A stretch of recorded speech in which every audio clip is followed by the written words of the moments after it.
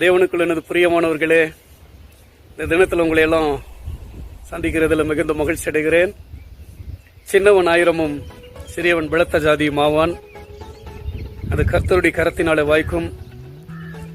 இந்த தினத்தில் கர்த்தர் இந்த வசனத்தின்படி உங்களுடைய குடும்பத்தை, உங்களுடைய உறவுகளை, சபையை, உங்களுடைய ஐக்கியங்களை எடுப்பித்து கட்டுவார்.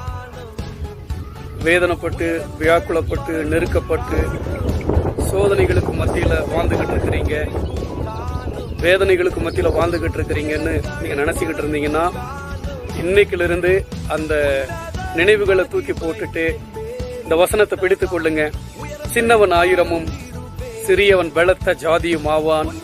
கர்த்தர் ஏற்ற காலங்களில அதை செய்து கொண்டு உங்க வாழ்க்கையில ஒரு மறுரூபத்தை கொடுப்பார். எங்க வாழ்க்கையில சிறியவர்களான எங்களை தான் ஆண்டவர் எடுத்து இவ்வண்ணமாய் இந்த பர்வதங்கள் எவ்வளவு பெருசோ அவ்வளவு பெருசு, அதை விட பெரிய ஆசீர்வாதங்கள், அதை விட பெரிய பெரிய உயர்வுகளை எல்லாம் கொடுத்து நடத்தி கொண்டிருக்கிறார். இந்த நாளிலும் கர்த்தர் உங்களை இவ்வண்ணமாய் நடத்துவார். இன்னைக்கு நான் நின்று கொண்டிருக்கிற இந்த மலை பகுதி லவ் டேல் எனப்படுகிற ஒரு தமிழகத்தின், அதாவது சவுத் இந்தியாவின் மிக உயர்ந்த மலை பிரதேசம் இது. அதாவது தொட்டபெட்டா அதுக்கு பக்கத்தில் இருக்கிறது. அந்த மலை உச்சியில் நின்று கொண்டு உங்களை நான் வாழ்த்துகிறேன்.